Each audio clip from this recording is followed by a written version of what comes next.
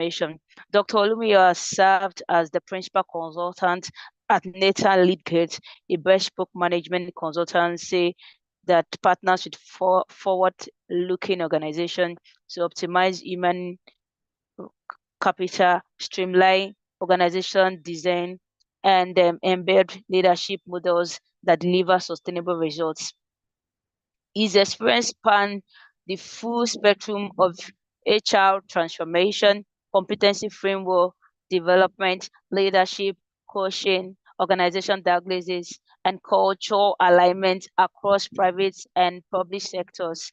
Having held senior academic and administrative appointments, including registrar and dean of students at Covenant University, Dr. Olumuyiwa is recognized as the youngest individual to have held both roles across Africa. His leadership at the African Development Center aided the development of leadership and personal mastery programs, impacting over 10,000 participants. Dr. Olumuyiwa holds a PhD, a master's and bachelor degree in industrial relations and human resource management, all from Covenant University. His consulting footprint includes high impact engagements with institutions such as Afloat Limited, Macro, Moto International, Man and Man, Mission Group, Secular Resources Operating Limited, People Plus Management Services Limited, Snapnet Technology, Chief Farms Limited, Sourcing and Produce Limited, Integrated Dairy Limited, Pan African Catering Services, People Side or Strategy. As a research fellow at the Chartered Institute of Personnel Management of Nigeria, CIPM, he has played a key role in advancing national human capital development. He contributed to the design of the CIPM body of knowledge and competency framework, supported the launch of 2 specialist certification in learning and development and performance management. I was actively involved in the funding of the Human Resources Educators Network in Nigeria. Dr. Oludayo is also the originator of several diagnosis and development models widely referenced by HR and organization development professionals, including the SCOPE model, which means significant circles of personal engagement, the life decision grid, the life decision grid framework, the strategy business decision grid framework, the transformative learning gauge, and the strategic resonance leadership model, the change capability assessment audits, the professional relationship compatibility analysis, and the integrated capability framework. These tools reflect its systems thinking approach and enduring commitment to evidence-based practice. In addition to his consulting and academic engagement, Dr. Oludayo regularly contributes thought leadership across digital platforms such as LinkedIn, Medium, and YouTube, where he advocates for purposeful leadership, intentional learning, and high-impact decision-making. With a round of applause, can we make welcome our speaker for today, Dr. Olumuyiwa Oludayo. Please let's keep giving him our emojis as we welcome our speaker. Dr. Olumuyiwa, over to you, sir. Thank you so much, Blessing, for the for the great introductions, and I'm grateful to be here. It's so great to be back here at AHRP. It's AHRP is home for me, and I'm grateful to the leadership for the privilege given to me to be here tonight to share with you. Thank you for telling me welcome home, and I thank you for creating this platform for us to share thoughts. Tonight, as I share, let me say that your platform is one that, for those of you who are members of this body, you should be glad that you're part of this because I'm not sure there are many institutions like yours in the country that provides learning at its cutting edge as it is. You know, when I got the invitation and I saw that I was going to be speaking for as long as maybe an hour or so, and I said, who gets this at no cost for joining? You know, maybe no money really, but I want to say thank you to the leadership. The model is working. And I want to create the indulgence of everyone who has joined the call today to say, don't be in a hurry to leave. There's a lot to talk about. The topic for today is something that has really stirred me a lot. I took a little bit of time to get ready for it, and I'm hoping that what I will share will be very useful to you. Uh, Let me now share my screen as I commence the presentation. I'm hoping that you can see it now as we proceed. Yes, we can, sir. We can see, sir. All right. Okay, so we're talking about invisible power structures at work. And I need you to listen to that statement very well. Invisible powers. Invisible, I said invisible powers. Yes, call them invisible powers, but invisible power structures at work and what organizational charts do not show you. Uh, I mean, today is the eve of my son's birthday, my first son's birthday. So 15 years ago, it was the eve of me becoming a father. So it's something that is very instructive for me. So let's do this. Do you like what does this image represent to you? Let's get some people talking in the chat. The image on the left, what does it really represent to you? Does it say something? What does it say to you? What does the image on the left say to you? And I need you to please respond because our conversation tonight is such that will be provoking, thought provoking. I think I should ask you to do that. Old money. Okay. Okay. Thank you. Thank you. Investigator, invisible head. Okay. Invisible head, investigator. Thank you. More thoughts. Can we have more thoughts coming? What does this represent to you? What does it say to you? The spirit man. Margaret, thank you. The spirit man. What else? We're quite a number on the call, and I'm sure that we should be able to see a few more things. Thank you, Adibambo, silent partner. Nike, thank you. Silent partner. Okay, mysterious power authority. Thank you. It said more graces, invincibility, invisible control, unseen forces, a reflection of the organization, powerful entities, invisible man. Okay, I think it's invisible man. Now, let's take a deep breath and just follow. These shows, this image, and you're going to see this image all through the presentation. You're going to see it every slide I go into, every section of my slides. I'll keep reiterating this image so you can have on your mind what we have called today. We're talking about invisible power structures at work and what organizational charts do not show. And there are people like this that you don't see, like this image.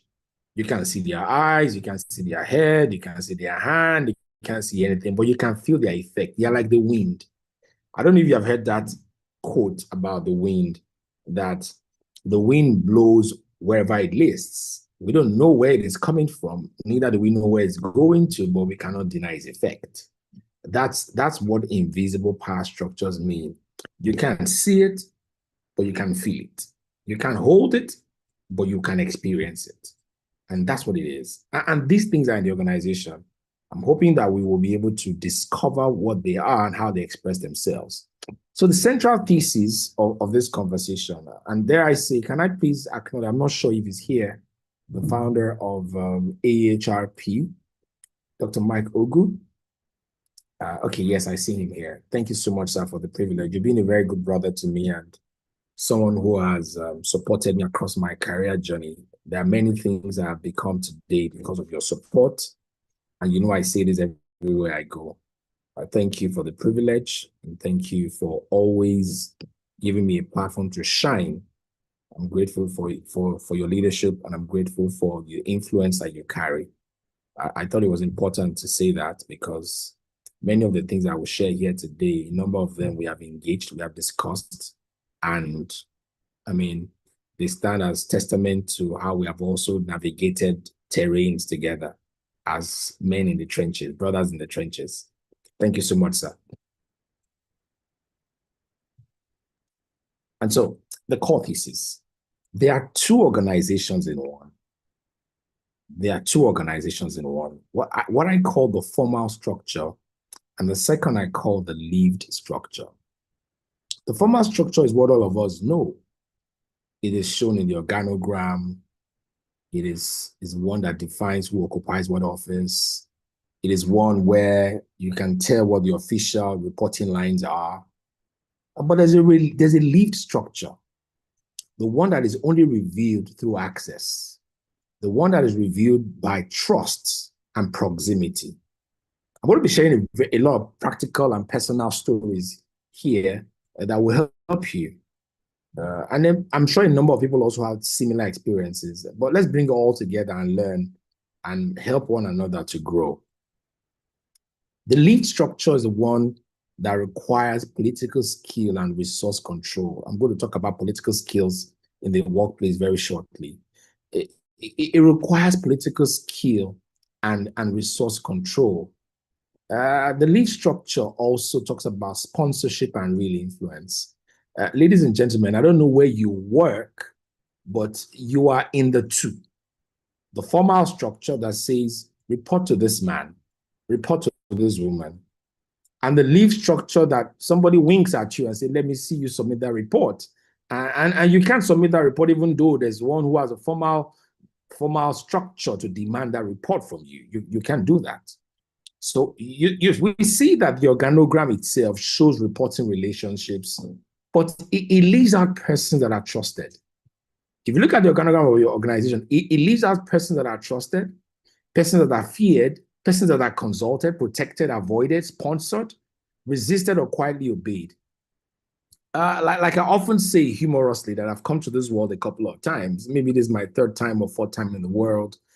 In my former life, I used to work in the university system, and in one of those moments, the new vice chancellor was to be appointed.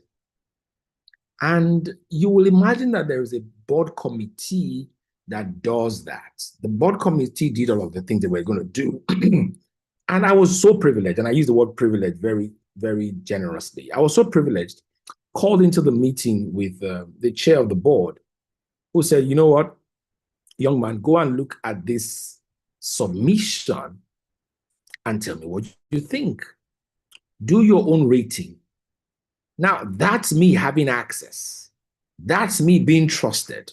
That's me being able to take or influence an outcome because of proximity. Now, while I will not say that it was my submission that was taken, but I can tell this room today, the audience here today, that the person I ranked as the top eventually became the person chosen to be vice chancellor. And I had the privilege to work with him as his registrar, even though at the time, I never knew that was what it was going to be. And so you realize that sometimes you are called to influence certain critical things, whereas the whole organization doesn't even know that you are behind it. So for us as HR professionals, what's our responsibility? Our responsibility is to understand invisible power. So in that university, I had so much power that I did not need a title. I had so much influence that I did not need a title. Even before I started to have titles, it just happened that I was riding on a model, and I'm going to share that later in the day. I was riding on the access and the proximity to the legitimate authority holder. the legitimate power holder. I was having access to him, and I was riding upon it to be able to get things done. I could do things that perhaps other people need. I mean, they needed titles to do, but I could call for things. I could, and then immediately when I now had power, call it power, legitimate authority, I had office and titles, it was easy to get more things done. So for us as HR, our responsibility is understand the invisible power. And here, make it ethically visible. Let people know it's available. And then align it with purpose. Align it with accountability and then with fairness. I'm going to unbundle all of these things very shortly. But let's look at the visible organization and the invisible organization. The visible one is one that has job titles, head of HR, HR manager, chief HR officer, HR director. It's one that has reporting lines, your accountability depth, L0 to L5 or L6, depending on how your organization is structured. You have job titles, reporting lines, departments. You've got policies, all right? The organization that is visible has got policies. They've got cadence meetings. They have formal communication. They've got appointed leaders. They've got authority, approval process. There's a procedure, there's a protocol to get things done. But in the invisible organization, remember I told you that you are in the two. You are one organization, but you are experiencing the two. In the invisible organization, what you have there is actual voice weight. There are people who have weight because of their voices, not because of their role, not because of their titles. There are people who have access lines. They don't have reporting lines, it's access lines they have. I mean, there were people that could walk up to me when I was registered at the university. They did not need to talk to my PA. And they were, call it, they were not within the hierarchy of the ladder. They could have access to me. And those people will say things to me that will impact my next decision. They will impact my next decision. And that's how organizations work. That's how organizations work. Number three, in the invisible organization, you'll find what we call coalitions and informal networks. My friends, whether you like it or not, people are forming coalitions. People gather together based on their interests.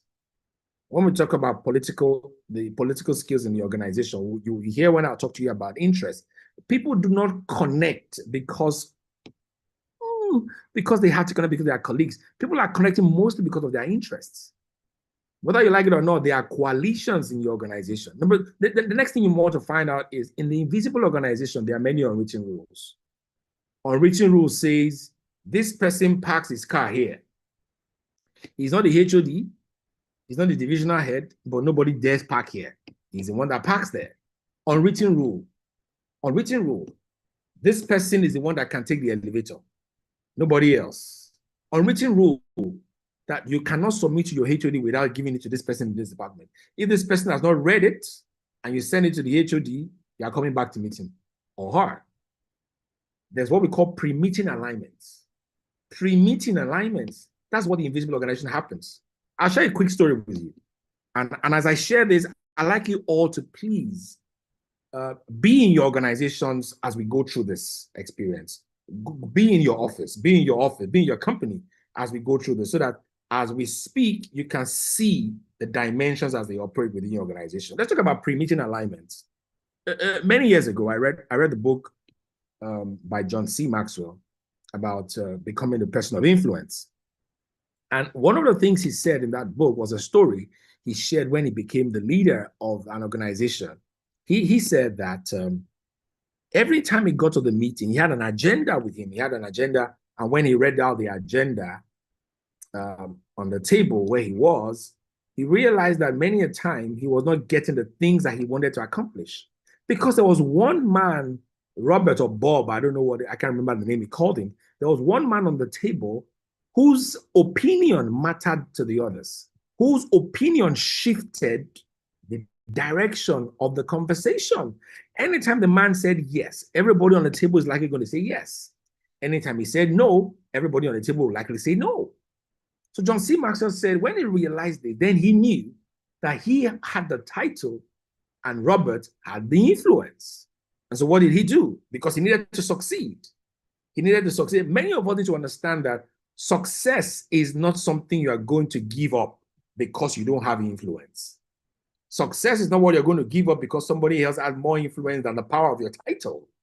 Success is not what you're going to give up. You're not going to give up success. You're not going to give up producing results because somebody else has greater influence over you. No, you're not going to do that. You've got to know how you're going to navigate within your limitations and the obstacles that are ahead of you. John C. Maxwell said a day before the meeting or two before the meeting, he would go to Bob's house and join him in his garden.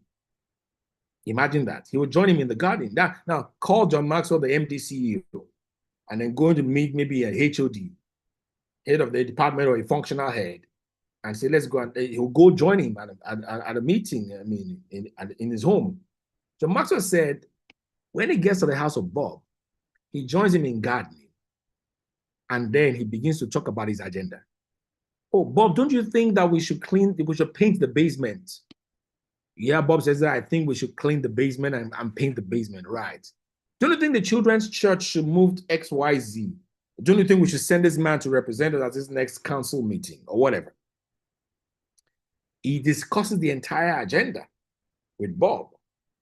Over time, Bob began to align. And guess what? The next time he goes into the meeting and he says, so on the agenda today, we're going to have XYZ.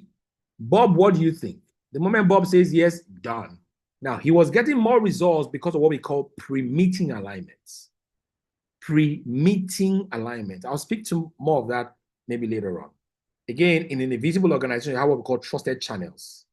Some of us know that what comes out through formal channels oftentimes may not be the correct thing. What comes out through formal channels is a managed information. Don't you think so? And some of us here on the call, HR people, we are used to do these things. Say HR, we cannot tell the people that this is what is happening. Salaries are delayed because we have banking issues. It's not banking issues. There's no fund. Your account is not funded. Rather than say the account is not funded, say, ladies and gentlemen, we're sorry, we're going to be paying salaries late. And I hope I'm not saying to something that's going to happen next week for somebody, because salaries are going to be paid next week before Salah. So I hope some people now are not planning to dish out some information that is not correct. If you are, you have been caught. Okay? So there are trusted channels. You can tell, some of us can tell when salary is delayed, we know that it's because the funds are limited. When MD does not show up for the meeting, it's because it's being investigated.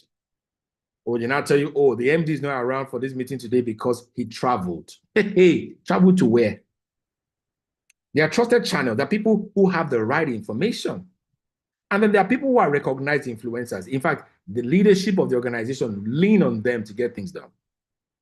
And then there's legitimacy and credibility. There are people who make things happen because of their credibility. And that's the invisible organization. Those who have got they understand the real decision pathway. That's what they are. Now, that's the organization you see, and that's the one you experience. My friends, how then do you navigate through it? Now, let's talk about how you understand the invisible power structures. But I just wanted to set the tone on the organization itself. Maybe before I move into the next one, do you see any of these things happening in your organization? Can anybody tell me in the chat? Have you ever seen any of these things happening in your organization? Do you have an experience with it? Yes or no? Tell me which one you have an experience with.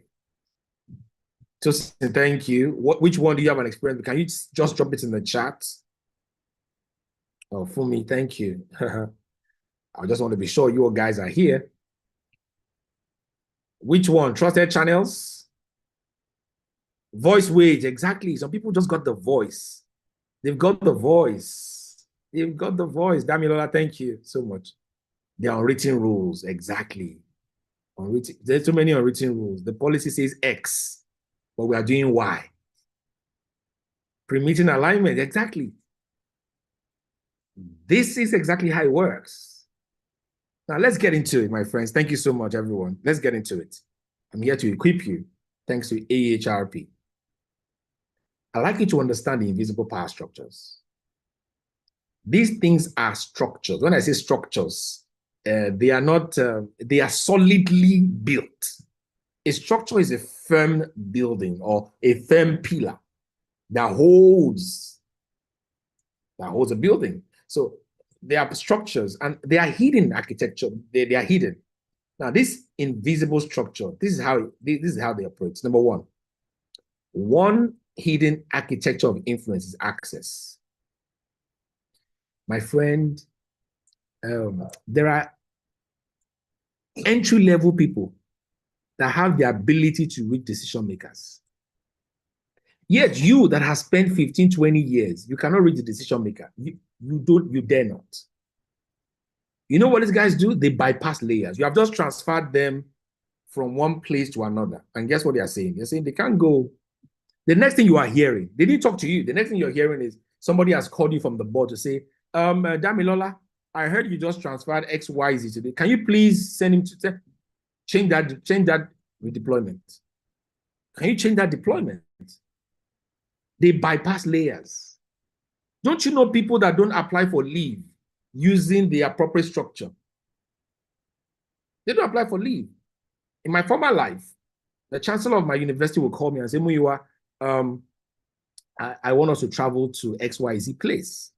And when he says so, I'm not going to ask for leave from anybody. I'm gone. And then when they ask me, why were you at work yesterday? I traveled with the chancellor. Oh my God, it always sounded great. That was access. That was access. And it works. All of a sudden, you are feared in the organization. All of a sudden, nobody dares you. All of a sudden, you become a source of counsel. Even without wisdom, you become a source of counsel because of access. You don't have experience, but they think that you know. Number two, proximity. Proximity is another hidden architecture. Closeness to power.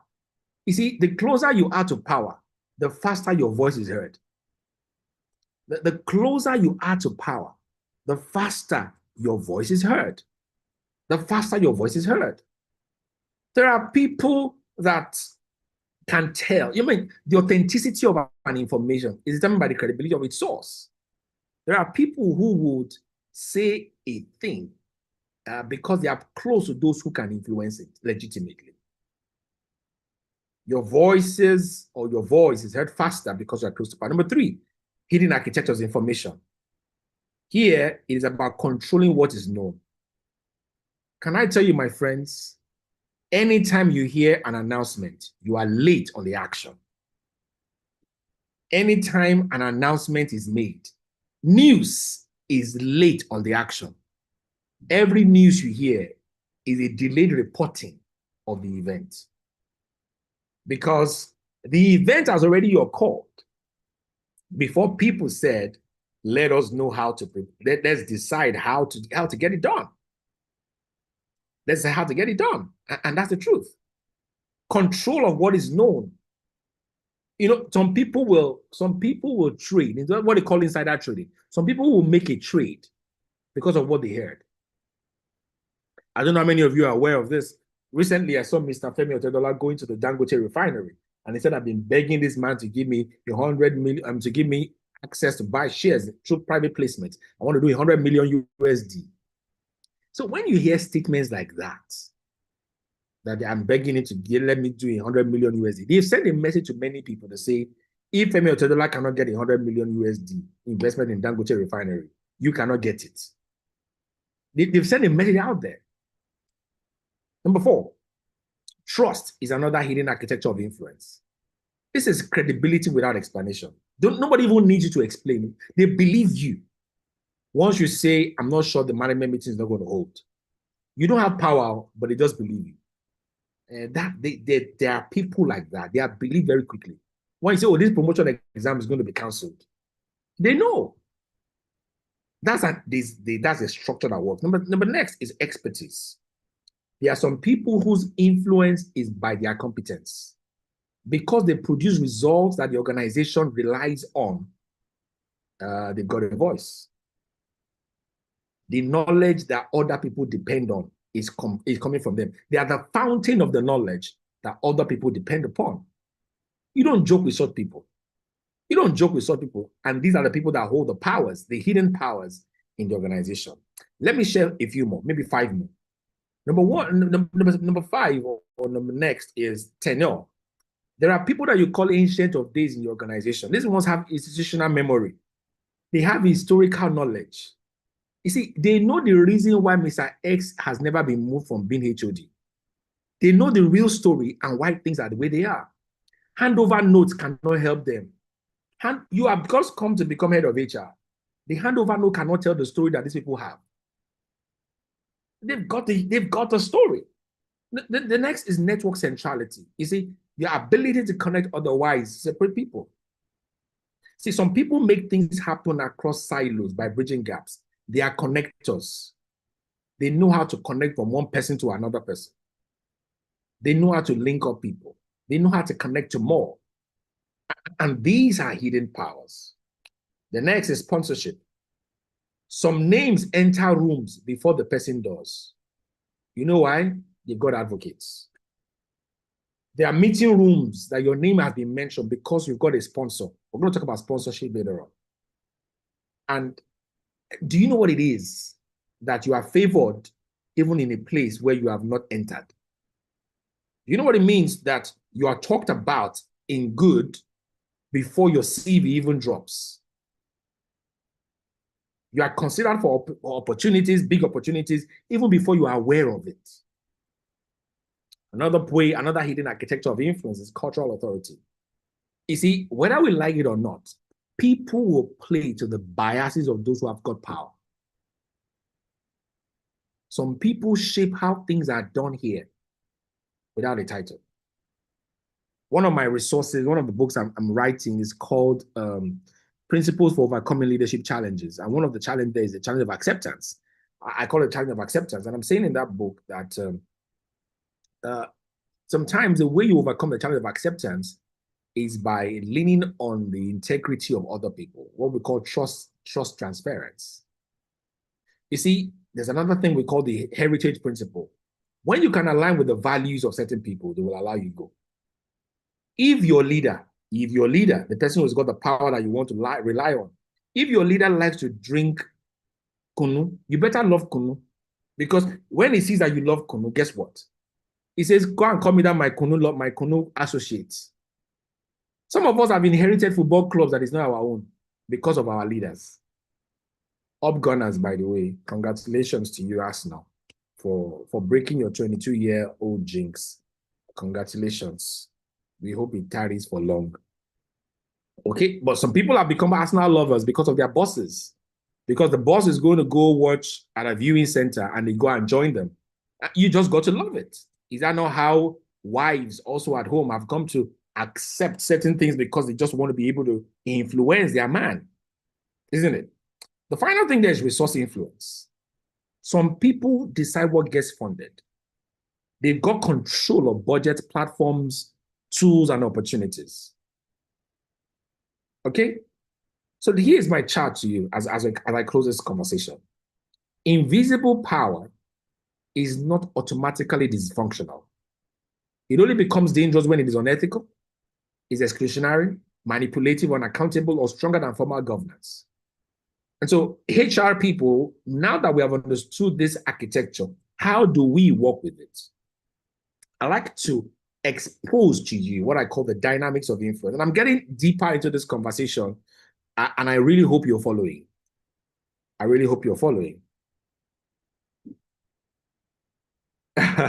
Okay, I'm looking to the chat, and people say weeping may endure for a night, but congratulations to the Gunners. Thank you. That weeping is in the past. Let's face front. Okay, thank you, Tunde. I like the conversation going on in that chat there. It's another meeting room in itself. Okay, so let's look at the dynamics of influence. The dynamics of influence, and this is where the key issues are. I wish I could have shared with you, and after this meeting, I'm going to share with you what I call, this is a proprietary work, the 30 postures of influence. The 30 postures of influence. If you will not get anything at all in this conversation today, I think you should please listen to this portion of the conversation. These are ways that you would be able to show that you've got influence in the organization. I call them 30 postures of influence.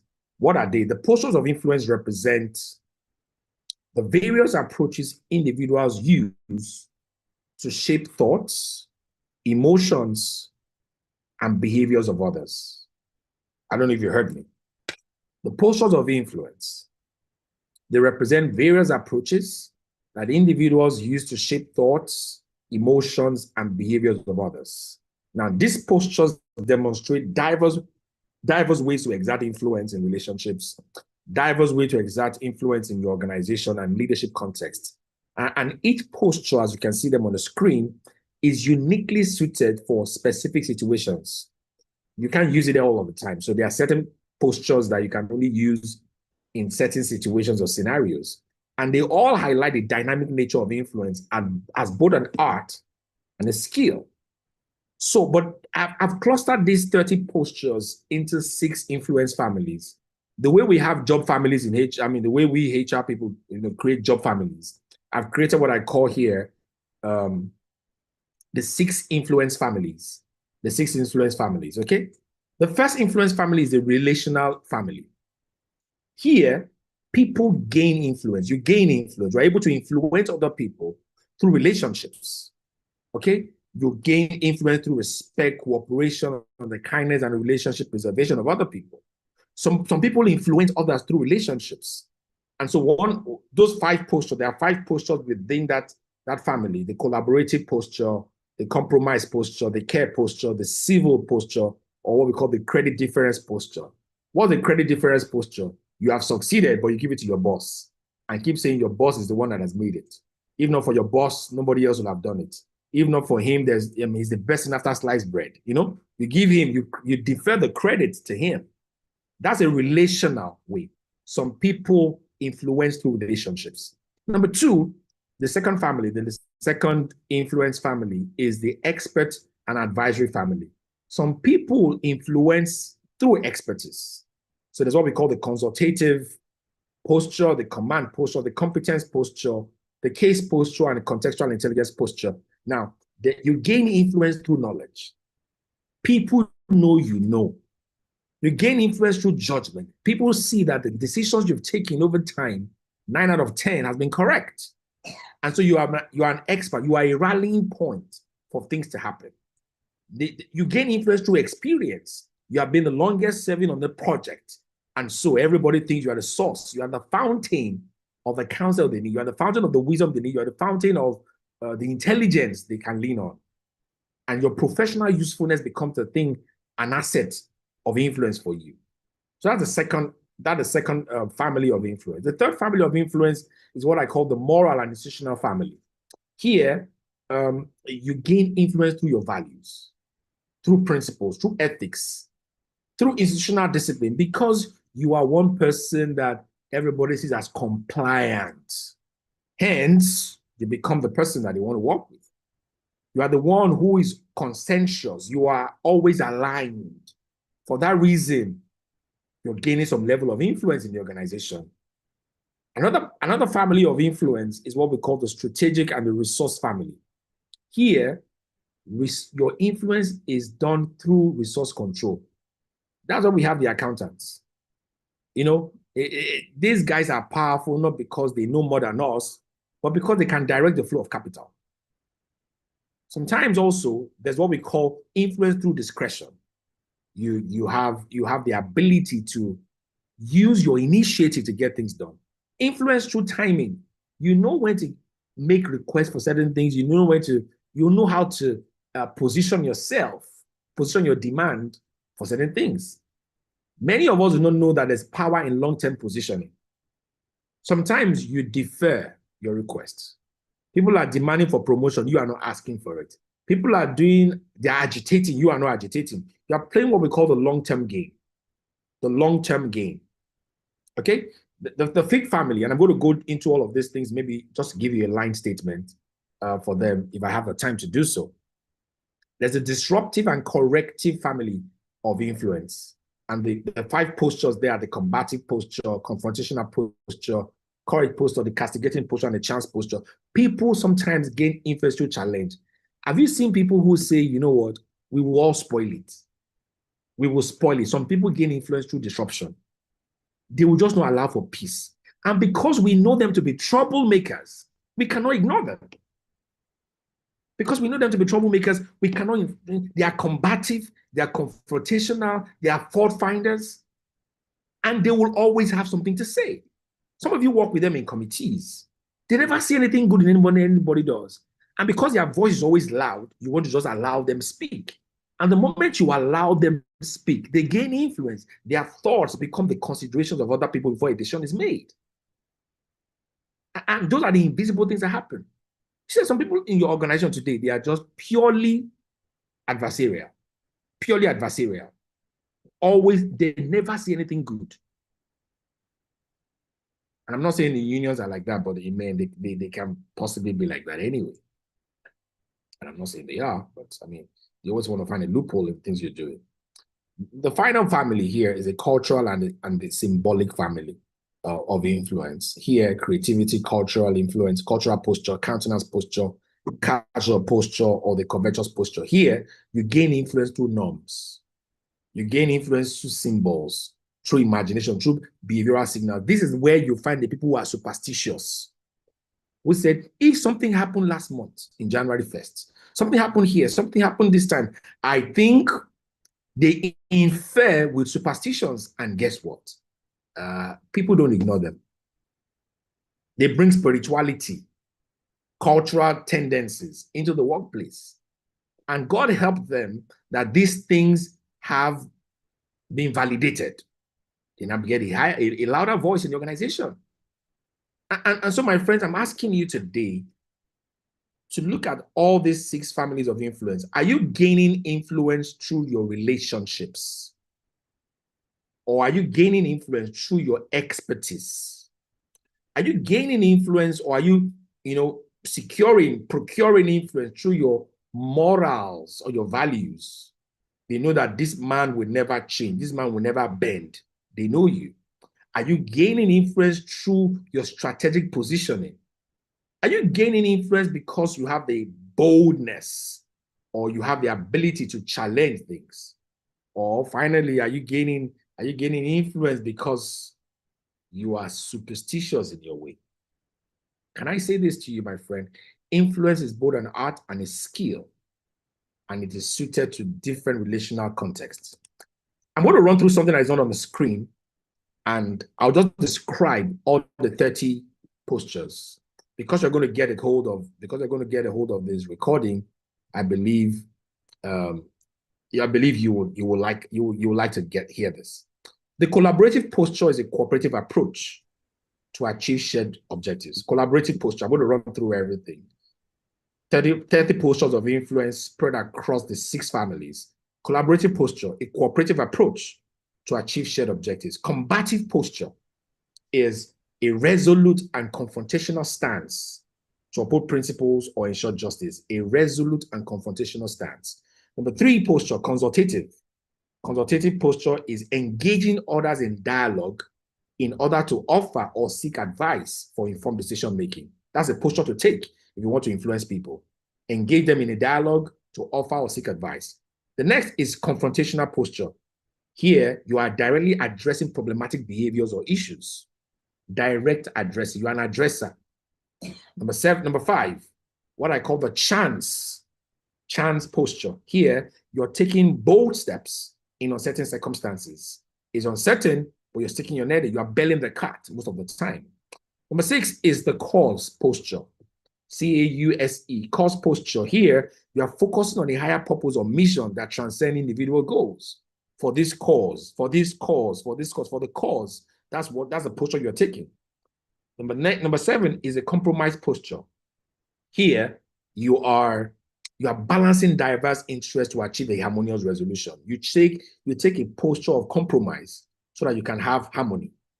Number 8 is the case posture. Here, you are drawing lessons from the past so as to inform current decisions. You're not saying no to the person. You're saying, you know what, let's check what has happened in the past so that we can know how to deal with these current issues. Then we have a command posture. Here, you are leading through your expertise and the mastery of your subject. Then we have what we call the capital posture. You are using resources to create opportunities or solve problems. That's the posture of influence, using your resources, your connections to create opportunities or solve problems. Then we have the creativity posture. We are innovating or building solutions to meet unprecedented challenges. I'm going to stop on that one so that we can come back to it later on. I'm going to share through the leadership or through the L&D a fuller resource on those 30 postures. Reading them is going to be a lot of time. Now, let's go into what I call the indispensable influencers, those who are shaping your careers. The indispensable influencers shaping your career. There are 4 of them. And I alluded to the sponsor earlier on. But there is a role model. You know what a role model does for you? And many of us use all these 4 concepts interchangeably. You know what a role model does for you? A role model demonstrates what is possible through visible conduct and results. He demonstrates what is possible. That's a role model. But the power of the role model is that he gives you aspiration and you have a standard you can follow. Aspiration and a standard you can follow. Okay?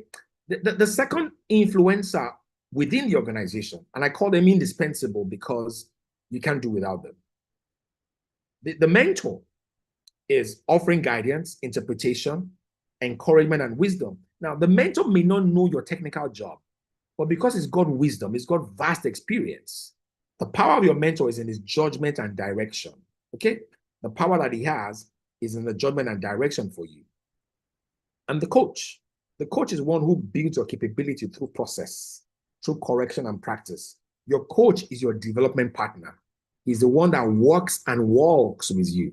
Your mentor can say, you know what, I think you should go and take exercise. You go to the gym and do exercises. But your coach says, I'm with you in the gym. But your role model, you see your role model in the gym. Your role model is demonstrating it.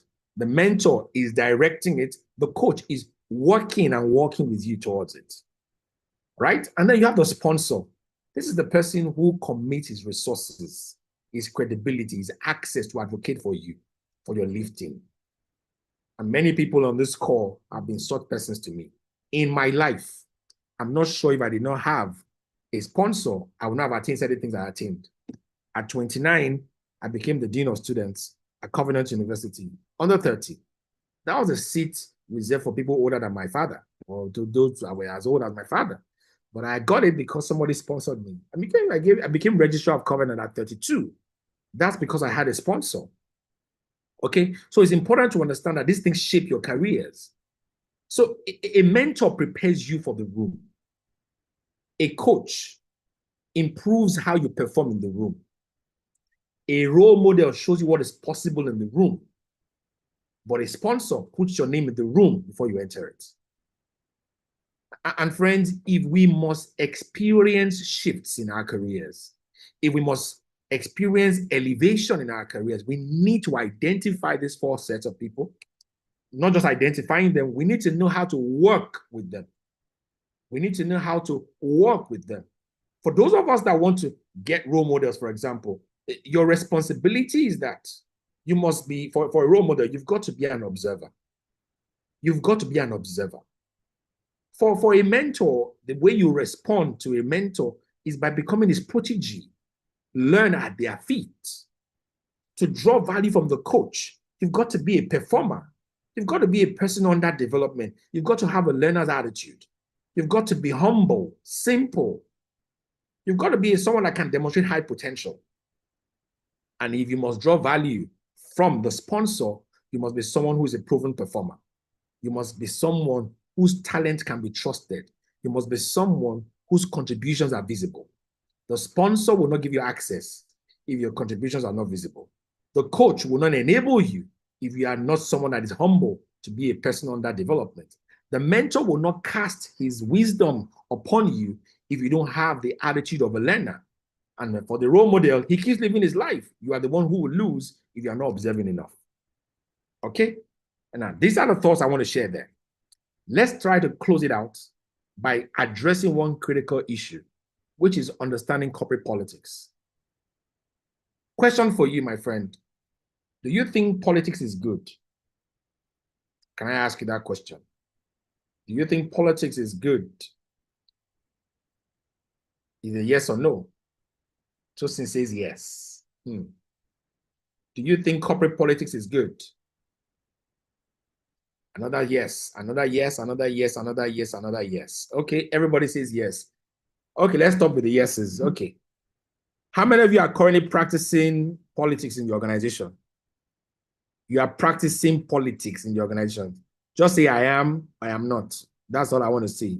Are you practicing politics? Yes, I am. No, I'm not. Hey, Victoria says she's not. Maybe you should start to do so. Raymond says he is. Tosin says she is, or he is. I don't know if Tosin is. Okay. Sheyi says, I am. Is this the Sheyi I know? Olulade, she, ma'am, is it you? Is it you that I know? If it is you, I doff my heart for you. Oh, yes, you have answered me. Yes. There are no two names like that. Okay, I like Fumi's conversation. Fumi is saying, what is the definition of politics? Ayodele says it depends on how it is used. Okay, let's unveil it. Let's unpack it. Remember, we're talking about invisible powers. Sometimes you see that people, people are getting things done, and yet they don't have what it takes to get the job done. People are getting elevated, yet they don't have what it takes to get the job done. I want to introduce you to what I call is a resource. It's called the Political Skills Inventory. It's a work done by a man called Ferris, and I'm going to share the resource just at the tail end with you. Okay? See, my friends, where does politics exist? Politics, whether in the family, but as the case is, we are speaking right now in the organization, politics exists. Politics exists wherever what? Interests, scarce resources, ambitions, relationships, decisions, and consequences exist. I need you to look at that. Haha.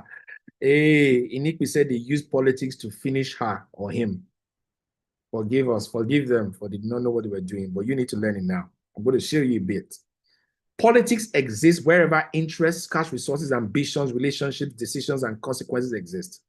Ask yourself right now, and I'm asking you, everybody, right now. Those are how many things there? 1, 2, 3, 4, 5, 6. How many of these 6 things exist in the organization? How many of these 6 things exist in the organization? I said politics exist wherever interest, 1, scarce resources, ambitions, relationships, decisions, and consequences exist. How many of these 6 things exist in the organization? All 6. Right. All 6. Adetutu, we're going to teach you how to play the politics. Don't worry, very soon. Just hang in there. Just hang in there. All 6. Everybody says all 6. All 6 happen in the organization. So if all 6 things exist, then politics exists. And if politics exists, you've got to build your political savviness. Thank you to AHRP. We're going to get some skills this evening. All skills. If politics exists in the organization, then you've got to be politically savvy. And I need you to, please, everyone on the call, try not to think of politics as the negative thing that you know. Just listen, hold up your thoughts, your predispositions about politics, and hold it very bit. I've just helped you to say that politics exists where there are interests. If somebody is interested in a thing, politics exists because it needs influence to get it done. If there are scarce resources, for example, the AHRP conference is coming. AHRP conference is coming, and you want your organization to sponsor you, and they have been told that there are limited resources. You've got to find a way to get the money out, isn't it? You've got to find a way to get it out. That's politicking. Where there are ambitions, 2 of you are qualified to be the HOD. When your current HOD exits, somebody has got to play politics. Where there are relationships, critical relationships, decisions to be made, consequences exist. They've committed some infractions and there's going to be some consequences. Hey, you've got to know how to do it. Now, let's go to this political skills inventory. The political skills inventory is a tool that measures your political savviness across 4 areas. The political skills inventory is a tool. I'm going to share the tool with you. So after today, you can go take it and you will tell by yourself if you are able to. If this was a whole day session, I mean, maybe in section 2, I'll have shown you how, tell you to take the test. We'll come back and look at your results, and then we'll analyze the results.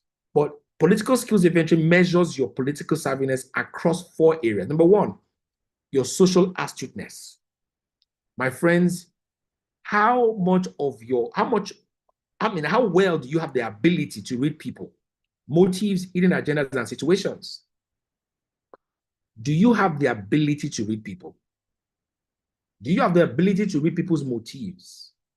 Do you know how to read in between the lines? Hidden agenda. If you don't know, then you're not politically savvy. You are not socially astute. That is an area of your life that you need to build. That's an area you need to build. In your personal self-reflection, you should be asking yourself, how well do I read motives and unspoken concerns? How well do I read motives and unspoken concerns? If you do not know how to read these things, that's an area of development for you that this meeting has just discovered for you. Number 2, the second thing that the political skills eventually measures is interpersonal influence. Interpersonal influence. And interpersonal influence, what we are saying is this: do you have the ability to make people comfortable and build rapport? Do you have the ability to make people feel comfortable and build rapport? Do you have the ability to make people? Do you have the ability to make people feel comfortable and build rapport?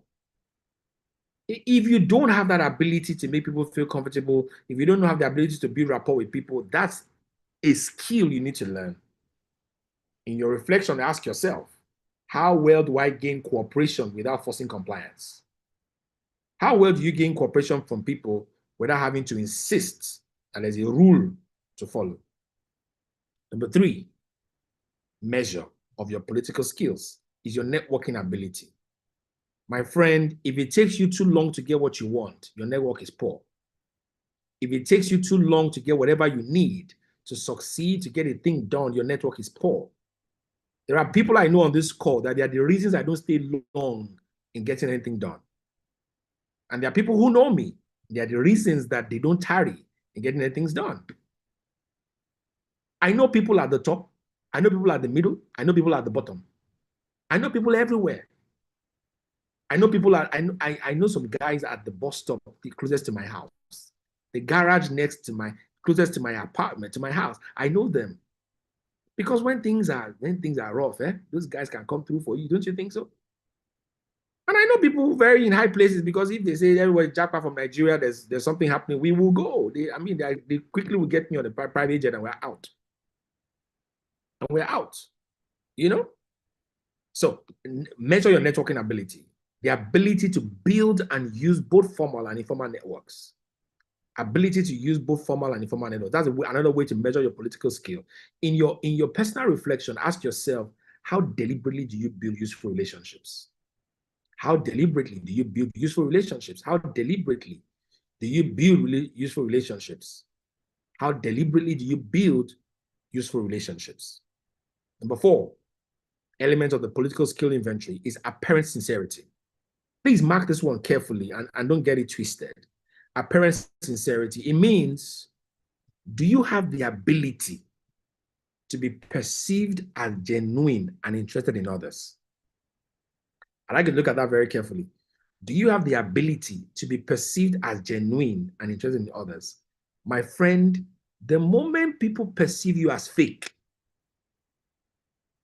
the moment people perceive you as fake, the moment people perceive you as someone that they cannot be interested in, you are not going to be able to get things done. But I'm not even asking you to be genuine. Look at that measure very well. It's not asking you to be genuine. You must just appear to be. Appear to be. You may not be genuine. You may not be interested. You may not be interested in anybody, but you're just appearing to be. Do you have the ability to be perceived as genuine? You know, I don't know people that come to you, they say, Oga, see my heart. God sees my heart. I'm not asking you to be genuine. Political skills, your political savviness does not need your sincerity. It just needs your apparent sincerity. Let it appear to people that you're not deceiving them. The moment somebody thinks that you are deceiving them, you're not going to get them to buy into your work. The moment anybody perceives that you want to take advantage of them, they're not going to buy in. So you've got to know how to make them believe. You know what they call make believe. I'm not saying your interest is wrong. It may be positive, but you must make that person believe it is positive and in their best interest. In your self-reflection, ask yourself, do people experience my influence as genuine? If you are someone that has a reputation of being an evil person, then anything you say, people will not trust it. And so my final statement on that slide says, organizational politics is not the enemy. Political illiteracy is. My friends, go and learn how to be socially astute. Go and learn how to read people, how to read motives, how to read hidden agendas. Number two, go and improve your ability to make people comfortable around you. If people are not comfortable around you, they will not goof. You know what they call people jabber? You know what they call jabber? Somebody should help me, please. What do you mean? What's the English word for jabber? When people jabber, what does it mean? Please help me. AHRP, you should have the register for all kinds of words. When somebody jabbers, what does it mean? No, not Miss Hian now, for me. Somebody else jabber. Somebody spills. Yeah, thank you, Emmanuel. Somebody says what he's not in, what he doesn't is not supposed to say to you. What he's not supposed to say to you. You know what they call lose guard? Somebody has a talkative. When he lose guards, yeah, he drops the ball. He drops the information he's not supposed to drop. Hey, it is about you making them comfortable. When you make somebody comfortable, he will share confidential things with you. You don't think so? Yes, thank you. Ayodele, you got it right. Talks loosely. You are the right person that knows what jabber means. Talks loosely. Eshe? I'm sure you cannot jabber because you know what it is. Eh? Now, you've got to make people comfortable. When you make people comfortable, they will confide in you. When you make people comfortable, they will talk. They will talk. They will give you access to the things that your position cannot get you. That's being politically savvy. Number three is you must go and build your ability to build. You can want to develop the ability to build and use formal and informal networks. Please, it is not out of place to join Gbogbo Nishe group. If you hear that in your organization they are doing old boys association, join them. If they are doing, as far as it does not conflict with your values and is not eroding human dignity, join it. You've got to use informal networks. What do we call grapevine? If not informal associations that talk about things that are credible, things that are authentic, by the way. And then finally, go and build your ability to be perceived as genuine. Present your case and let people see, let them see, and that guy came and was so serious, he was looking so correct. Have you not seen people that lie to you, but they never look like they were liars? That's political savviness. Now, finally, and then we'll close. Finally, and then we'll close, and then we'll take questions. There are 6 behaviors I think you should have, and these are 6 behaviors that have been identified by the builders of the political skills inventory framework. There are 6 behaviors of politically skilled individuals. 6 of them. Number 1, they think before speaking. Those who don't think before speaking, they sink even when they have thought. You will sink at the end of the day because impulse control helps to avoid organizational conflict. Successful employees are less likely to derail if they are mindful of timing and presentation of their ideas. Think before you speak. Don't let your emotions rule your tongue. Number 2, behavior of a politically skilled person. Communicate with your superiors. See, my friend, being able to manage up means being skilled in communicating with your superiors. Can your boss trust you? Whether you're in a managerial position or not, effective relationship with individuals on all levels become vital. You've got to know how to lead up. John Maxwell wrote a book titled The 360-Degree Leader. If you have not read it, I think it's something you need to read. The 360-Degree Leader, how to influence upward, sideways, and downward. The third behavior of politically skilled people is that they've got strong interpersonal influence. Strong interpersonal influence. See, my friends, manipulation does not help you in the long run. It is cooperation that does. So you've got to let people know that you are here in their best interest. I think it's any bank that says the writer of any bank is in your best interest. Strong relationships and a good rapport with organization members result in cooperative ones. You've got to learn how to walk through people. You've got to learn how to walk through people. Okay? Number 4, perceiving and observing other people. One behavior of politically skilled people that they know how to perceive others. You should be able to say, I sense that this guy is lying. Everyone that is politically savvy has a gut feeling in them. You've got to develop your hunches. You've got to develop, and you must trust your hunches. Those who are politically skilled, my friends, they trust their hunches. You've got to trust yours. The 5th behavior of politically skilled people is networking. You've just got to know how to build friendships and relationships. You've got to know how to do that. Support people, help them, connect them to more. When you do all of these things, you'll be networking. Strong networks will be built. Why should you be stranded when you know Michael Ugu? Why should you be stranded when you know Damilola Nicholas? Why should you be stranded when you know Larry William? Why should you be stranded when you know Oluwapelumi? Why should you be stranded when you know Bolaj Oluwasuse? Why should you be stranded when you know Seyi Olulade? Why should you be stranded when you know Olumuyiwa Oludayo? Why should you be stranded? But many of us are not building these networks. We are in a network, but we have not built active relationships within them. Politically skilled people, they can connect with anybody. And finally, number 6 behavior is sincerity. In all of this, political skills requires honesty. It requires honesty. Please, my friends, let's not be transactional. Thank you, ma'am. Thank you, ma'am, for that conversation, for that thought. Let's not be transactional. What's in it for me? Sometimes there's nothing in it for me. I just want to be there for you. I just want to be there for my friend. There's nothing in it for me. I just want to be there for him. I just want to be there for him. Now, these are the 6 behaviors of politically skilled individuals. Now, I'm going to share with you what I call the instruments of political influence, and I'll get out of your way. I know you don't like to see me. I've talked too much for tonight, but let me get out of your way. But I think there's the value of AEHRP. A lot of information where you can have something to chew before the next meeting. Now, you will not find these instruments of influence anywhere else.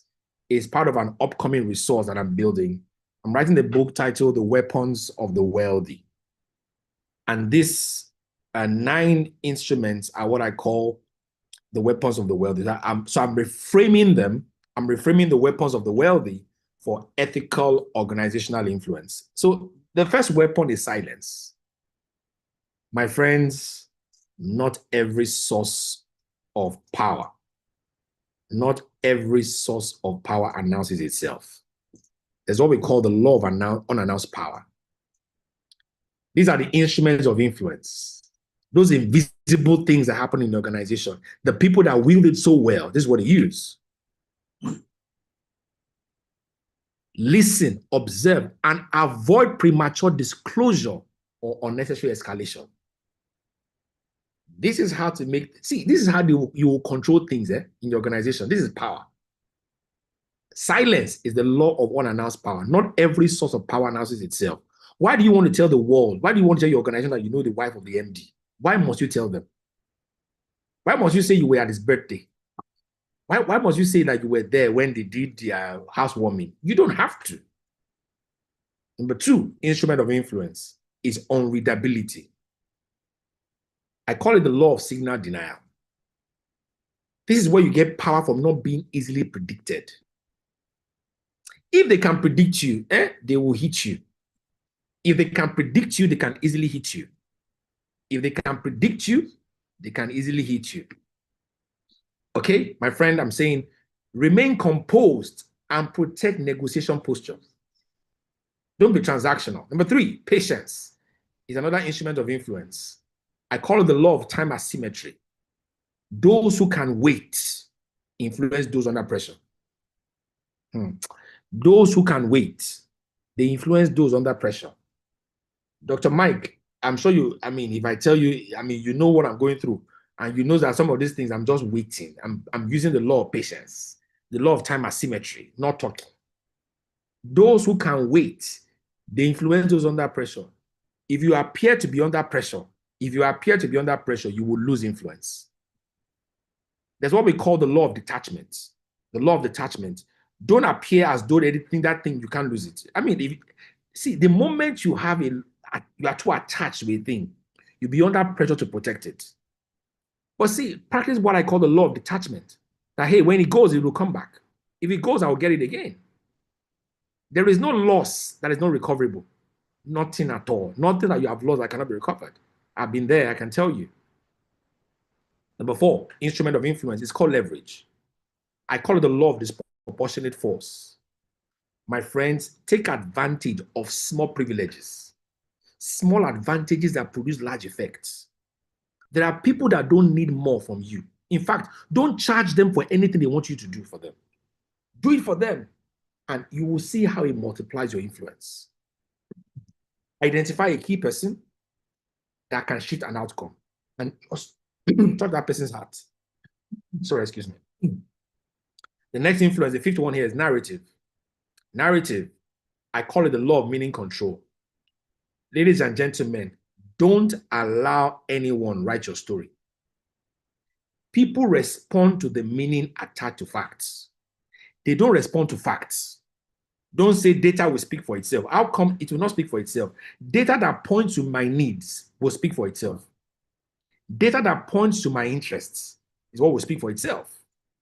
Data that will point to my aspirations is what will speak for itself. Data that connects to my ambitions is what will speak for itself. Don't bring data to the table that is going to be pulling me down. That data will not speak for itself. That's a wrong narrative.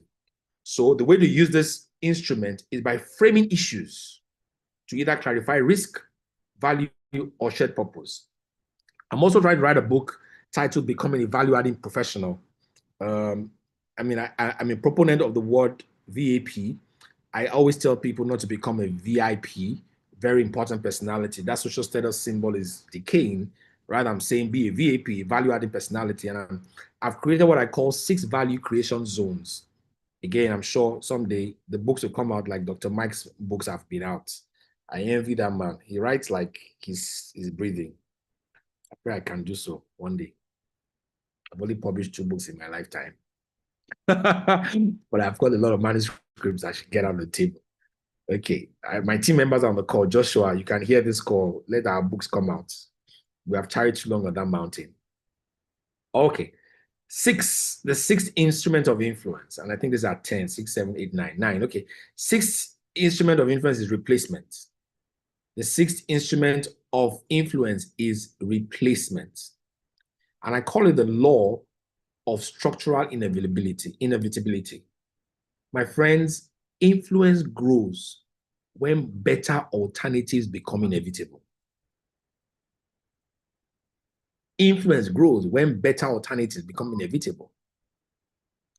One thing you must do to use this instrument is drive necessary change and reduce your dependency. Let no one think that when they threaten you with a sack, you are afraid. No way. Don't be afraid. We will not promote you. Drive necessary change and reduce dependency. You see, your influence will grow when people know that you have alternatives. The moment they don't see you as having alternatives, the moment they see that your primary source of everything, or they are the primary source or the primary evidence of everything that you need, then you are at their mercy. You must practice with the law of structural inevitability. Number 7 is the law of perceived reality, illusion. Illusion is an instrument of influence. My friends, people act on perceptions. That's why in that political skills inventory, he said that you must have apparent sincerity. Make people perceive you as maybe what you are not. Yeah, as the case is. The way to use this instrument is by managing sequencing and perception without deception. There are things you don't spill everything at a go. You have all the facts. You just say one today on Monday, and see how they run with Monday on the one you spilled on Monday. Then you wait for another 2 weeks to say the second part. You have everything, but you're managing the sequence, and you are using that to control their perception. And that's the way to run influence, my friend. And then there's what we call extraction. Extraction is another instrument of influence. And that's your ability to identify and convert value from situations. See, if something bad has happened in your organization, can you draw from it? Can you gain from it? What is the gain in any situation that's happened? Are you able to draw gain? I call it the law of value capture. You've got to know how to turn insight into measurable organizational value. Let nothing happen that you cannot draw from. Let nothing happen to you or to your organization that you cannot draw value from. So let me say, oh, you are going, no problem, but I can draw value from it. I recently had a fallout with a client of mine to the extent that we had to leave. My company had to leave serving that organization. And guess what? In reflection, I asked myself, what exactly happened here? I mean, the CEO, the company is like a level 1 company. For those of you who know about organizational maturity models. So the maturity of this organization like a level 1 or level 2. And me as a professional, I'm on a level 5 of 7 or level 6 of 7 of my career. Now, if a level 5 professional works in a level 1 organization, there's bound to be friction. Please don't even think about it. Don't negotiate it. When a level 6 person, level 6 professional or a level 4 professional or level 7 professional works in a level 1 organization, you're bound to have a problem. And that was my situation with this client. I mean, I was demanding processes, protocol, I was demanding many things. And this gentleman did not like it. He wasn't getting it at all. He didn't like what I was doing. And we had problems. We really had problems. We had problems. Okay? We had problems. And eventually we had to leave. It was a feisty exit. But guess what happened? I used that experience to create a model called the Organizational Maturity Index. It's bespoke to us, it's proprietary to me. And that's where I came to the fact that I know that an organization may be at a stage and a professional can be at another stage. I created what I call the Career Stages Index. Dr. Mike's book also speaks to some of those things. That Career Surge trilogy, one of it speaks to that. So you have, so we created an Organizational Maturity Index and a Career Stage Index. And then together, I used to influence leaders, HR professionals on how to respond in organization. I'm a level 7 person based on my Career Stage Index. The organization I work for is a level 2. How then do I behave? How do you conduct yourself as a HR professional of you're a level 4 person in a level 3 organization? Or maybe you're even a level 2 person in a level 7 organization. You find yourself in Deloitte, Ernst & Young, or Mobile, or you find yourself in Chevron, but you are a level 2 person. How do you conduct yourself? That instrument of influence is called extraction, the ability to identify and convert value from situations. Finally, the last instrument of influence is called withholding, the law of deferred fulfillment. Some people call it delayed gratification. What is reserved or sequence shapes expectation. What is reserved shapes expectation. How do you use this? Pace your disclosure. Pace your disclosure and manage readiness. They won't get it all by the same time. Just pace your disclosure. The consultant who gives everything to the client will think that the task they gave you is not difficult. So we pace it. Let me warn you, therefore, my friend, these instruments become destructive when you are using them for deception, exclusion, intimidation, or private advantage against institutional interest. They must be governed by legitimacy and respect. Ladies and gentlemen, here is where I want to end tonight. And it's a problem that many of you have told me, and in preparing for this, it came to the fore. Many of us hold our leaders responsible, HR particularly. You're holding your leaders responsible because you're saying to them, they made a wrong decision. They didn't listen to me. How many of us have said that before? That the organization is where it is today because they didn't listen to you. Can I see your response in the chat? Your organization is where it is today because they didn't listen to you. Can I see your response in the chat? Here I am. Your organization is where you are today, your department, or there is a situation going on in your system right now because they did not listen to you. If they had listened to you, it wouldn't have happened. Are there people like that? Are there people like that here? Just say I'm here. If they had followed your counsel, they would not be where they are today. Is there anybody like that? Of the 82 of us, only one person is responding.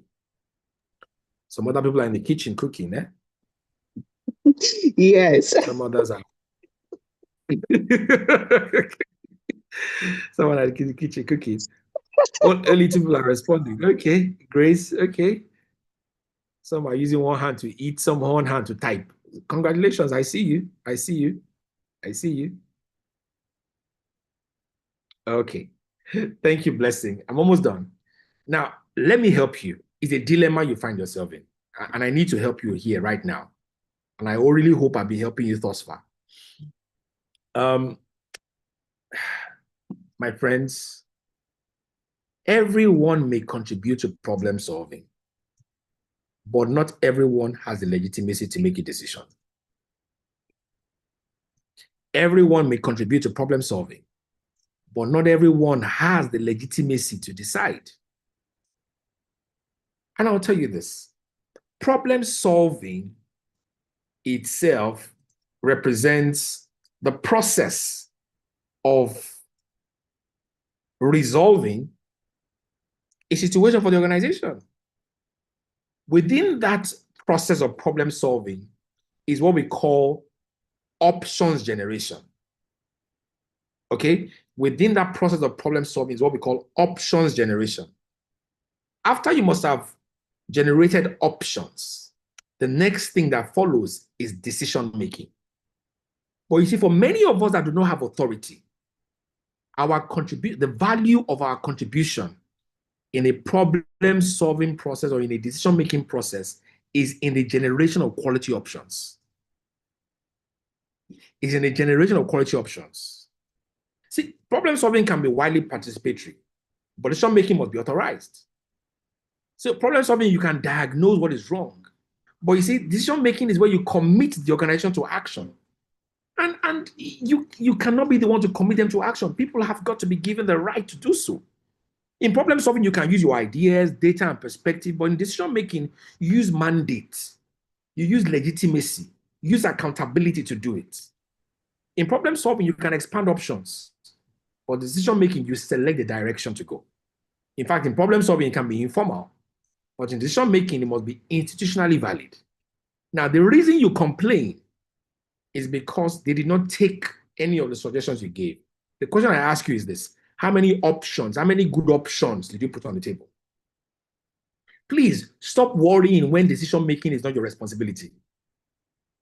If the consequence of a bad decision has happened and that decision was not yours to make, don't worry about it. Stop worrying. Why are you worrying when the decision making is not yours? No, you are not the one accountable for that. Your responsibility is to expand the options, bring good options to the table so that you can guide the choice of the person to take the decision. Your responsibility is to bring quality options. And so, my friends, I'm asking you today, if there's anything you must do to resolve this dilemma, ensure you generate quality options so that whatever option they choose from the ones you have generated will be good enough. And if they do not choose from any of your options, then you are absolved of the problem you're trying to solve. So here's your dilemma. The dilemma is this: invisible power. And we'll go back to this topic of today. Invisible power becomes very problematic when people without accountability control decisions, or when people without authority ignore the influence required to make decisions work. Let me close before I'm asked to close. My last word to you is this: align power with purpose. Invisible power is a reality and not a choice. You've got to know that there are people that have power you cannot see in your office. I'm not talking about spiritual power, political power, expertise power. Ethical influence is a skill that can be developed. And I've shown you the instruments of influence.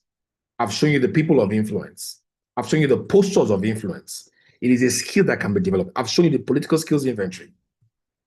For you as HR leaders and HR professionals on this call, HR leaders must bridge the gap between the organogram and the influence map. The organogram is going to work, but there's an influence map that is not on the organogram. And your role as our leader, as a HR professional, your goal, your singular goal is a transparent, accountable, and high-performing organization where power serves the mission. Power must serve the mission and not serve the people. It must serve the mission and not the people. Power for the mission, not power to the people. Power to the mission, not power to the people. Power to the people means it will be selfishly used. Power to the mission means everybody gets to be placed well. Okay, so having said that,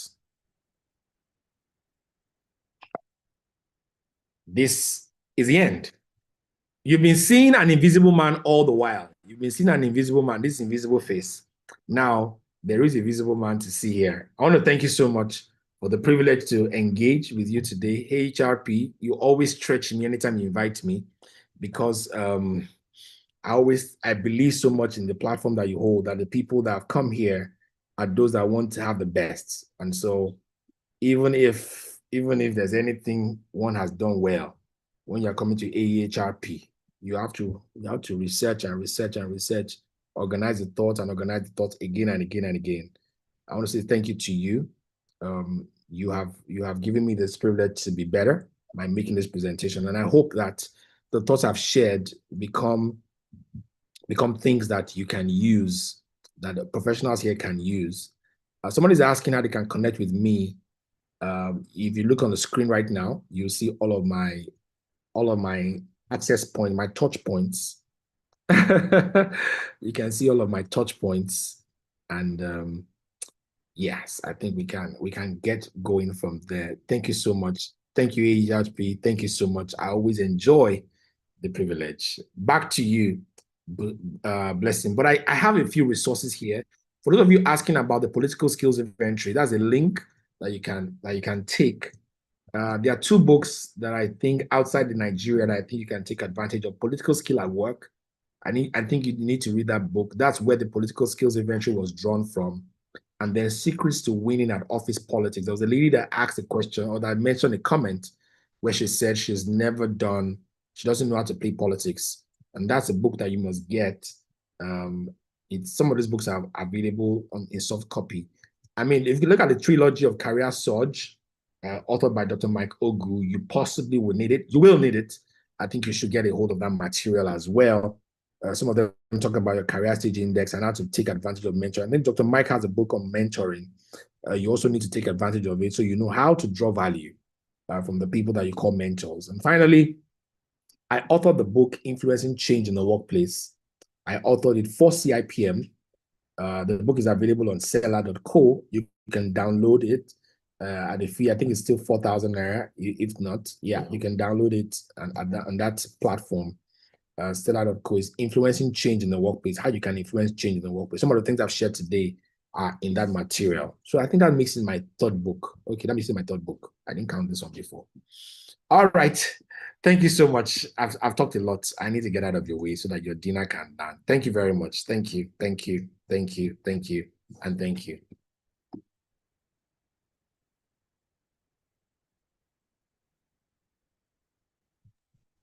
Can we make a warm round of applause for our speaker for today? Please let your emojis start rolling in. Let your emojis start rolling in. Let your emojis start rolling in. Thank you so much, Dr. Olumuyiwa. It was really an amazing session with you, and I've really learned a lot. Like I've written so much that my book is already filled up, and I cannot even start telling us everything I've learned, but I've learned so much. But one of your closing remarks, your closing, you said, power to the mission and not to the people, so that we'll not be selfish. And I just want to like, yeah, so that we'll not be selfish. So it's very important that we know that it's power to the mission and not to the people. So one of the things I actually learned is actually the aspect of his corporate policy and all. But then also one of the things that actually stood out for me was the instrument of influence that you talked about also. So for the ones that you're making comparison of the ones that happen in the organization. So we said in the organization there are two things: the visible organization, that's organogram, and and invisible one. So I know that in different organizations these things happen. The ones that are not even authority, they don't have, you are not reporting to them, but at least they have mouths, like let's use the word mouths, and some that are written rules and regulations that they can easily break within the organization. But as an employee, sometimes you not compare yourself to them because you don't know who they are close to, you don't know if they're using office policies or not. But then, I've actually learned so much, and I'm very sure many of us have also learned a lot. So if you have learned so much, you can just give your emojis in the chat box. Let it keep coming in. Let's it keep running. So thank you so much, Dr. Lumi. I really appreciate it. So we would like to take a few questions before we wrap up. Our time is fast spent. So I don't know if anybody has a question. If you have a question, you can just drop it or raise up your hand while you take the question before we allow our speaker to go. Victoria's hand is up. Any? Oh, Victoria. Okay, Victoria, please, can you go ahead with your question? Okay, thank you so much. Thank you so much, Doctor. It Hi. was so impactful, insightful. I so much appreciate it, and I'm glad I did not miss this section. I pray the recording aspect will be dropped for we members. Now to my question, sir. Now, from my previous, I'll use your term, my previous word, that Your when I previous came to this lifetime. word, yeah, my existence, the same thing, everything you talked about was played out there.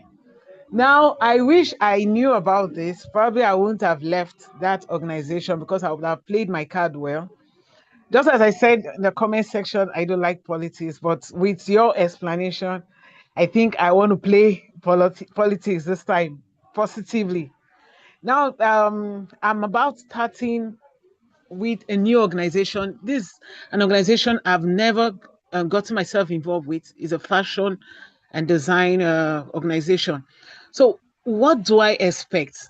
Now, is a platform that before this time they never had an administrator and an HR. Now it's kind of I'm going to build up that strategy. I'm going to build up that platform in that organization. So with everything you've explained, definitely I will experience politics. I will experience the silent voices and all that. What is your advice? Because I'm kind of just as you said, my sponsor was the one that referred me, said a lot before I got to meet with the owner of this business. So I wouldn't want to disappoint him. I wouldn't want to disappoint myself. I wouldn't want to disappoint the profession. So what do you advise, sir? Thank you so much for your advice, sir. Wow. You are asking for consultancy. I'm sorry, sir. Okay. But again, because of AHRP, and that's why you're here as a member, I mean, you'll get it. I don't think I don't think there's one word that says this is what you should do. Okay, I don't think there's one word that says this is what you should do or this is what you should not do. But because there are a string of things to do. But I have got a few principles I think you should, maybe not actions, but a few principles you should consider. Number one is promote the dignity of everyone you meet. Promote the dignity of everyone you meet. At no point should you be taking any decision or action or be in a conversation that is reducing the dignity of other people. Anything that reduces the dignity of others would boomerang. It will blow back in your face, and it's not be good. That's number one. Number two is be technically savvy. Know your job. Know your job. Know your job. Know your job. Know what it is that is expected of you technically. Don't be making mistakes on the things that you were hired to come and do. And so if there's a gap in your competence, you better quickly leverage on those who know it to help you. Don't make a mistake early enough on the things that you were hired to do. Number three principle is look to the needs of the organization. What does the organization need? And what do the leaders, the owners of the organization, what are they looking out for? You see, when your output is not the desired outcome, when your output, the output of your work, of your effort, is not the desired outcome of the owners, then sometimes you may be sent out. You may be sent out. when your output does not produce the desired outcome. So outputs and outcomes are not the same thing. So an outcome is an impact of an output. So if your output does not produce the desired outcome, you'll be sent out. And so ensure that you are working towards an outcome that is the expectation of the organization. As you do this, I'm sure you'll make good use of the privileges. Thank you. Thank you. I hope it helps. Thank you so much, sir. I appreciate it. Thank you. Thank you.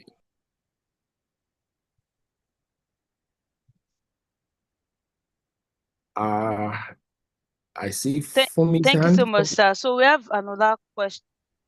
Okay, so we have another Okay. question in the chat box, and the person asked us, Ayodele Ataiji. He said, how can one navigate office policies? How can one navigate where office policies has a negative impact on organization and top management deliberately ignore? Shall I repeat that, or you got it? I can read it. I can read it. Thank you, Blessing. I can see it. And how can one navigate where office policy has a negative impact on an organization and top management deliberately ignore? Thank you, Ayodele, for your question. You know, sometimes we cannot help situations. We must be clear on what we can change and what we cannot change. You see, there are things that you cannot change. The things that you cannot change, don't bellyache over it. If you cannot change it, then leave it. Honestly, if you can change it, use all the instruments that we have shared with you today, use all the postures that we have shared with you today, and find a way to get them to help you influence it. But if you think you've tried the influences you are trying to, and then maybe the people who have authority are the ones who are even feeling these things, then maybe there's somewhere else you need to thrive. You may not be able to thrive in such an environment. Okay, so I think that let's not bellyache over things that we cannot change and we cannot influence them to get changed. So there are some things that you can directly change and there's some things that you can influence. Okay, so if you cannot influence it and you cannot directly change it, my brother, leave it. And in leaving it, it might mean you leaving them. I hope that helps you. Thank you.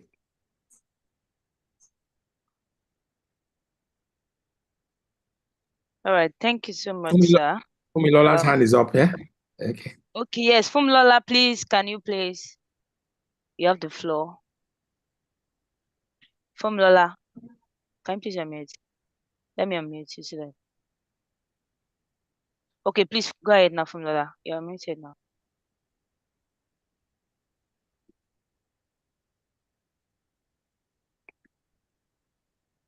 Hello, Fumilola. Can you please go ahead and ask your question?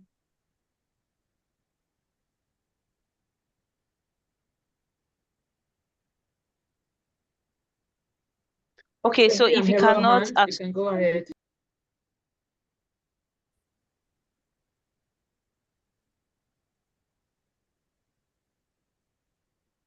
hello, Fumilola, can you please unmute yourself and ask the question?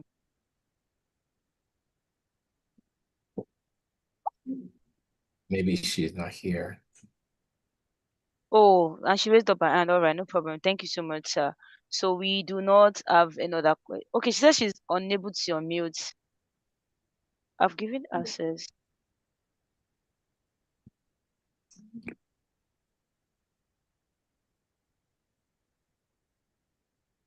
She can type a question now.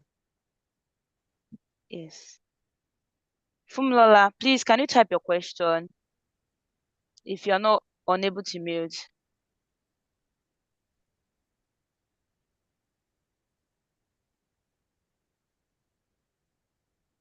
Okay.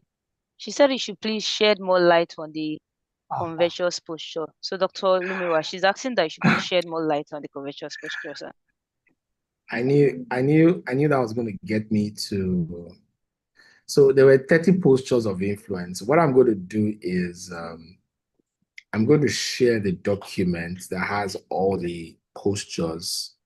I'm going to share all of that document with the leadership and they will pass it on to you.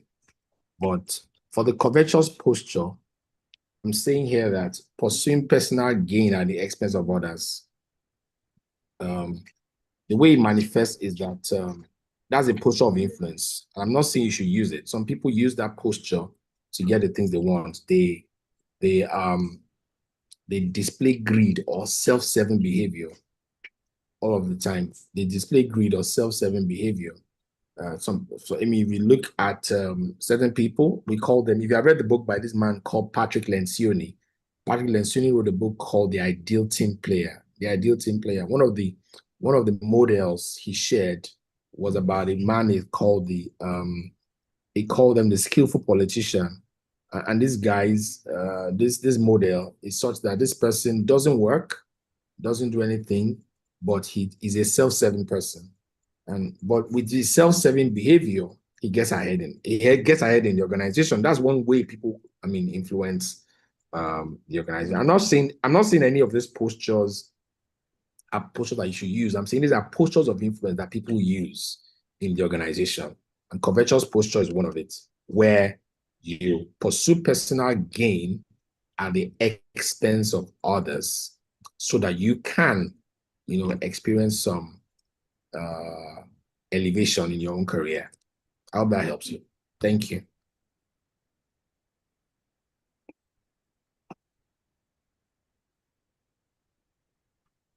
Thank you so much, sir. So because of our time, we'll not be taking much question because our time is fast spent and we need to close out. So just want to appreciate you one more time. Thank you so much, Dr. Olumuyiwa. Thank you so much for taking out your time to join us this evening. We learned so much from your wealth of knowledge and we say a very big thank you. Please, can we just give him a round of applause again so we celebrate you, we appreciate you. Thank you for taking out so much time. Thank you for allowing us to learn from your wealth of knowledge again this evening. So I want to say a very big thank you. Thank you so much, sir. Thank you too. Yes, sir. All right. Thank you so much, sir. So with this, we've come to the end of the learning session. But before we go, we have few announcements. So the first announcement is that our conference is coming up very soon. A night's conference, Team Beyond Strategy, Activating Human Capital for Sustainable Growth and Performance. So we have a gold ticket, a diamond ticket, and a corporate packages. So please do it to register using a link in the bio session, and also you can check our flyers for more details. So another one is that for this session, you can get your certificate. So you can request for a certificate within 48 hours and you're going to get it. So please do it to also register to get your certificate for this session. So with that, we just want to call on our global president, Dr. Mo.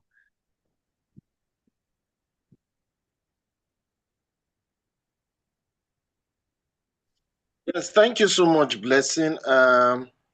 Let me thank my friend and brother, Dr. Olumuyiwa Oludayo. We go way back. I've known him since his days as the president of the Student Representative Council at Covenant University, the first and also the first president of the Covenant University Alumni Association. So we go way back as far back as 2006, thereabout, So Dr. Muiwa, listening to you is always a source of inspiration. Every time I listen to you, I get new insights. I'm illuminated. So I want to thank you. My key takeaway from today's session has to do with the six posture families. And when you started with the instruments of influence, what struck a chord was access. And I think that we must learn to steward, treasure, and honor access. A lot of us don't understand that access is powerful. The wife of a president is more important and more powerful than the vice president of a country. So that privileged access, a lot of us need to learn how to steward it. We need to learn how to honor it. We need to learn how to treasure it, And another key insight I picked from the session was understanding the fact that, despite the fact that there are various stakeholders, and this is interpretative meaning of what you said, it may not be the same way you said it, but I'm trying to read it how it resonated deeply, is the fact that we must all become politically intelligent. We must all become politically savvy. You can you can play politics positively, but even if you don't want to play politics, you cannot afford to be politically unintelligent. And I say to people that most often times the key decisions are made even before the meeting has happened. And I say this with every sense of humility. The key decisions are always made before the meeting. So we must begin to learn to read the room. I've always advocated that HR practitioners should take courses in understanding human behavior. We need to start learning how to read the room. You can learn a lot from someone's posture. Just by the way someone folds their hands in a meeting, how they clasp their hands, how they are sitting, their postures, their eye contacts will tell you a lot about their personality. So thank you so much for this master class. I'd like to encourage everyone, get the certificates, go back and watch the replay on YouTube. These insights are a goldmine. And I dare say that if we were to pay for this session, it will be nothing less than 250K. Because what Dr. Muyiwa has shared with us is, 20 years crushed into less than 3 hours. And I'll tell you why. Having been the youngest registrar at Covenant University, not once, but for 2 terms, twice, he sat in boardrooms where decisions were made. And I can say, if he will permit me, Dr. Muyiwa was one of the youngest people who had the ears of the Chancellor of Covenant University as at the time he was there. All right, and I don't want to mention names. A lot of you know who the Chancellor of Covenant University is. To have access, that privileged access, where you are consulted before decisions are made, it's a rare privilege. So please, I want to encourage us. Go back, watch the replay, go back, binge on it, feed on it.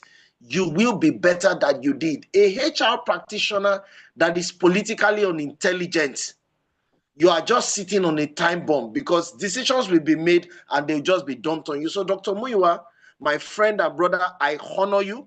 I celebrate you. You are someone that I esteem largely. You know it. My heart, treasures you. I like to say thank you for always honoring us time and time again. So on behalf of the Board of Trustees, the Advisory Council, the Management Committee, and the entire members of HRP, would like to extend our sincere and warm gratitude and appreciation to you for sharing with us from your wealth of knowledge and experience. And my final comment with Doc, we are waiting to read these books. I'll be one of the pre-launchers before those books come out, because the wealth of wisdom, the wealth of light you carry needs to be passed to our generation and generations beyond. So thank you so much, Doc. I honor and celebrate you. You are loved, you are honored, you are celebrated. Thank you, sir. Blessing over to you.